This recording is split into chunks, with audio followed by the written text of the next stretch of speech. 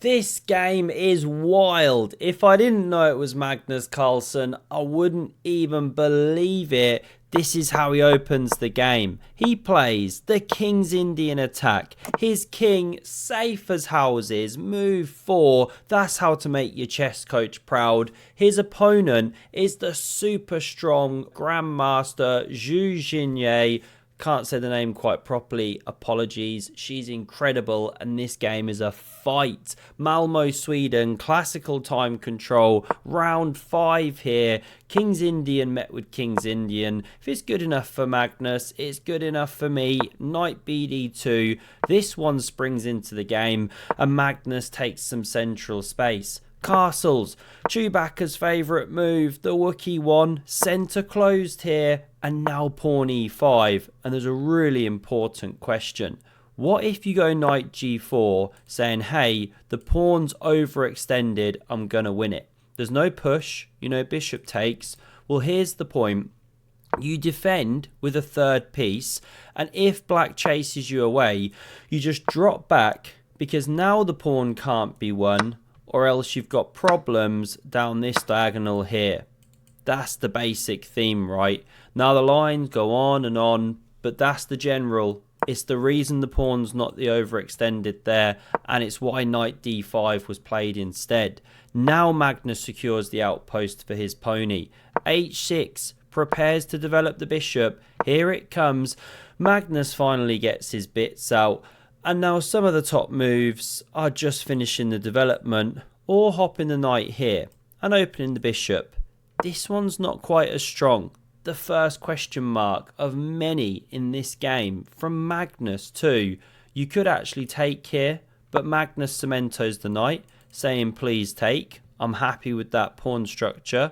Zhu says no sorry, jumps right back to the square from whence it came, eyeing these dark squared weaknesses now, and Magnus's best is queen c1.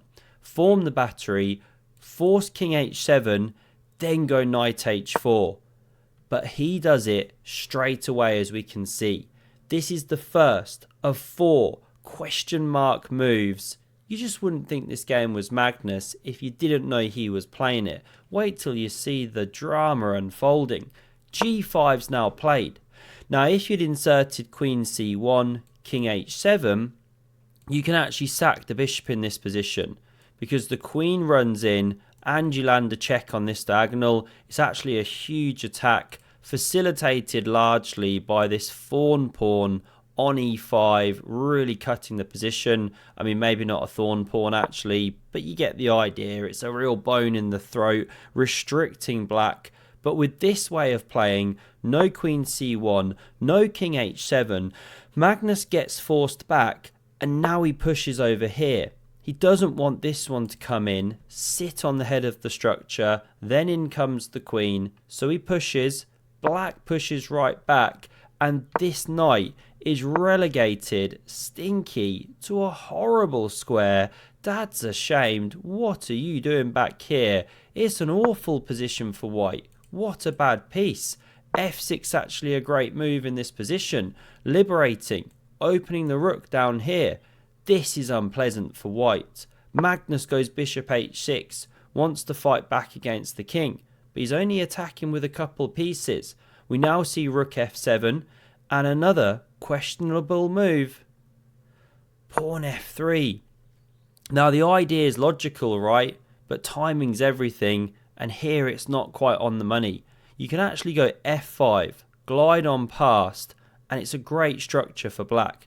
This knight's woeful, and with the pawn on f5, you also cover the critical e4 square.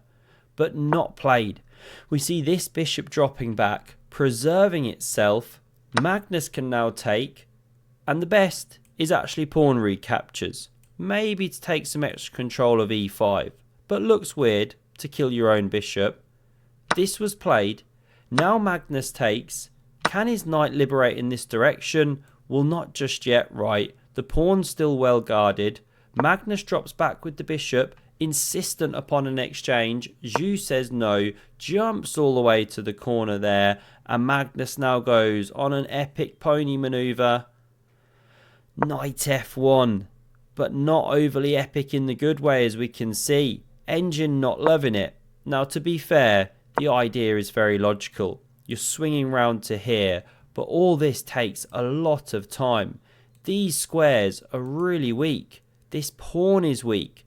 Against a stronger player, there's no way you're getting away with this, you feel.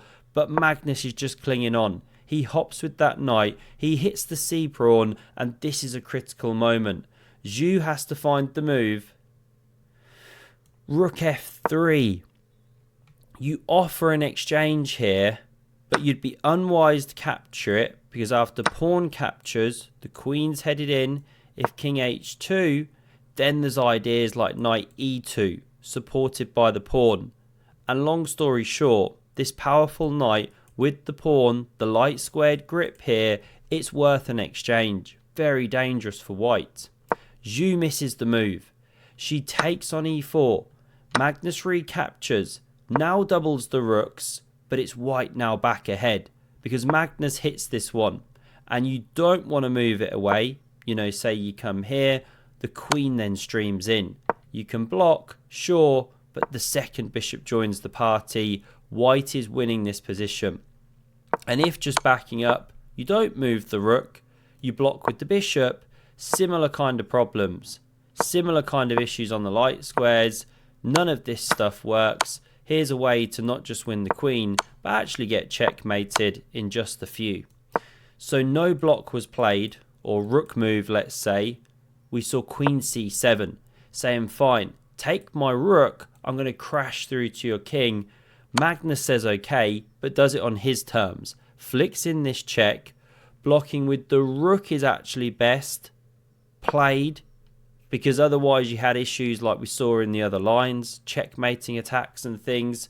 This was on the board, and it allows black to take with check. Thank goodness Magnus has a bishop. From his perspective, he can block. Now we see bishop takes. King h1 sidesteps that pin here, and after rook f2, it looks like you are dead in the water, getting checkmated, but there is one move to stave it off. Magnus plays it, and he sets up a counter shot. Bishop d5, check, discovered check, win the queen. King f8 the best response actually, though that's kind of counterintuitive to step onto this file. But this was played in the game. Not the best. It does cover the d5 square. By the way, they're crazy low on time right now, of course. But it allows Magnus to fight for the f-file, use his extra rook here. Knight e2 was played. Magnus takes, and black has a choice of which rook. This one wasn't taken. If you do that, you are solidly losing, getting smashed. White's an entire rook ahead now, and it's just too much. So this one was captured. At least then you retain your knight, and of course you keep open the idea of knight g3 check. It's why you can't go rook f1 now, which feels really natural off the hand. Rook a1 was therefore selected, and Zhu goes decisively wrong now. What should she do? King f8 is apparently best, although it looks super weird because you walk into the f-file, but there's knight g3 check. White still winning, game rumbles on. But this check was played. Magnus steps up the board, the knight rotates back to f5. If you could just get one more move, you'd be right in it, but no time. Magnus eats this pawn, queen takes on c2, and now he brings all the pieces to the party. The exchange is being felt. The king's under fire. Imagine if the pawn pushed one day. The bishop joins the party.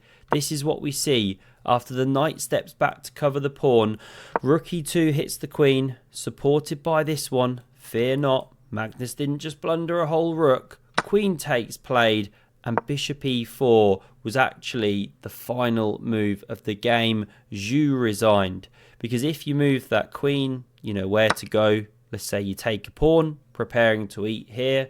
Then white can take on f5. If you recapture, natural of course, then this is how you get mated. King here, there's different ways to do it. You could also take here, but the knight hop is important. If king here, then you check like this. Bishop blocks, but you still shut the trap. Using the epic power of queen and rook, you can take or you can rook e8 it. That's mate. Magnus gets it done, but boy was that a shaky game. 4 questionable moves in a row, very dodgy opening, but he scraped through. He created chaos, came out the other side. Hope you enjoyed. Have a look at the video on screen in case you missed one of the most shocking events of 2026, played yesterday, and I hope to see you again soon. Cheers.